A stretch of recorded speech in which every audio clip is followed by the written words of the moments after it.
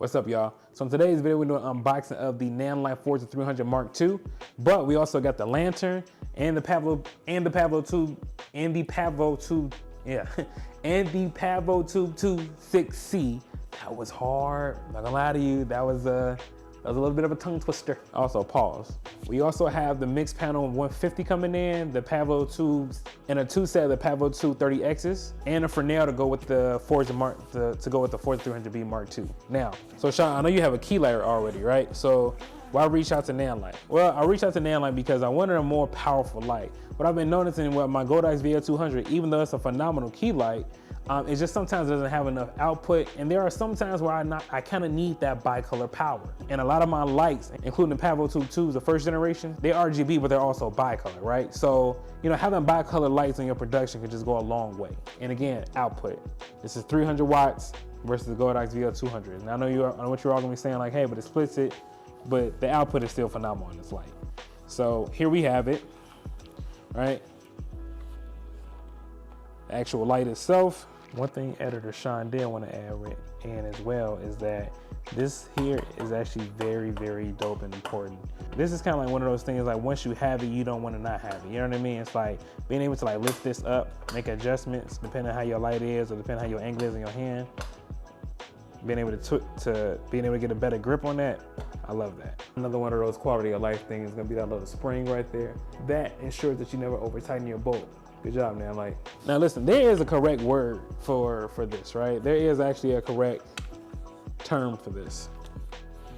I wanna say it's a balance, right? Now, here's the thing. Let me tell you why I'm already feeling this way more than the Godox VO200. Now, listen, this is not like a diss or not even like a, you know, I'm not trying to make this a comparison video, but the Godox VO200 balance, like, listen, it's trash. I'm gonna be honest with y'all, man. Like, it's so trash. Like the antennas on mine, one of them already kind of broke a little bit. It feels very plastic, very just, and I understand it is a consumer friendly light, it's a budget friendly light, right? But after a while, when you get to a certain part of your production, you're gonna wanna upgrade your gear, and knowing that when you spend money on something, or when it's provided to you, it's nice to know like that it feels solid.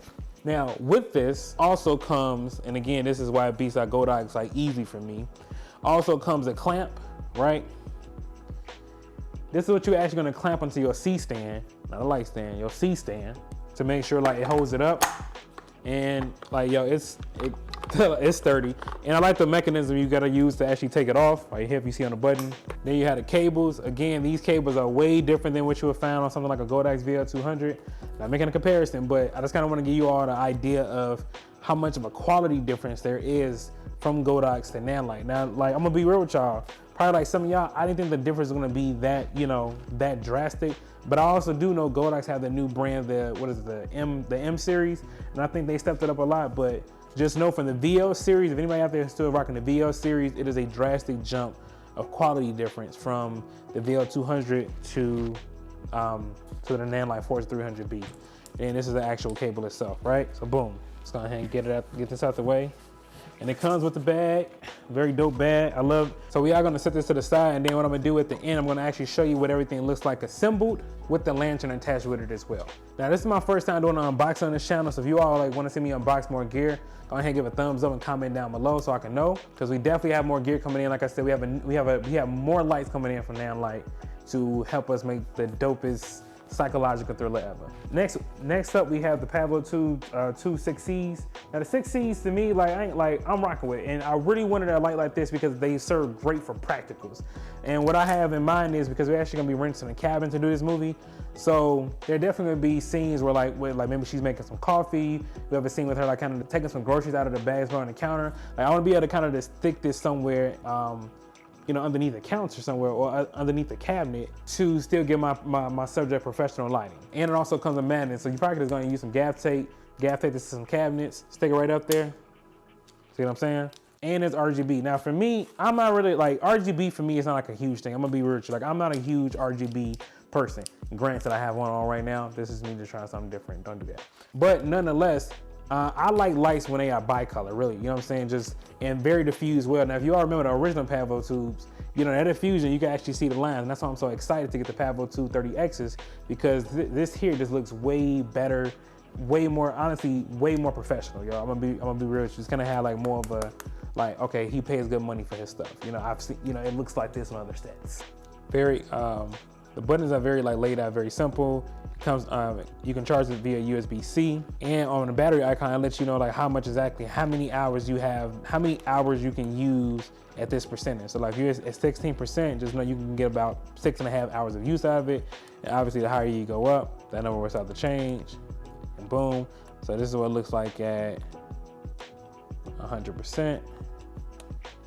It's gonna get about an hour at 100%. Now, yeah. So again, I really just wanted to add something like this to my lighting kit because I needed something that was like very easy to use with practicals, and I really wanted a smaller little light bar. But other than that, that's it for right now. I'm gonna show you all what it looks like actually assembled, everything assembled with the lantern as well. And just kind of give you an idea, just kind of give you guys an idea like in what scenario you want to use a lantern.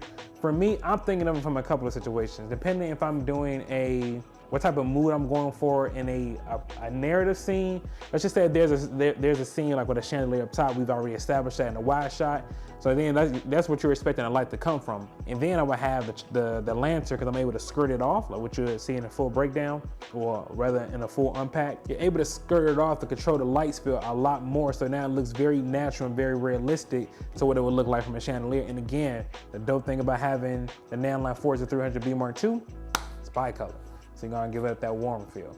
Also, you can do it for corporate interviews as well. So like me, I'm a huge proponent of the softbox for corporate interviews, but I've seen some DPs use, you know, lanterns, you know, and still get great results. So, you know, it's kind of like, you know, pick your tool that fits you. Other than that, thanks for watching. Be sure to stay tuned in. We got more unboxings to do. Catch you on the next one. Deuces.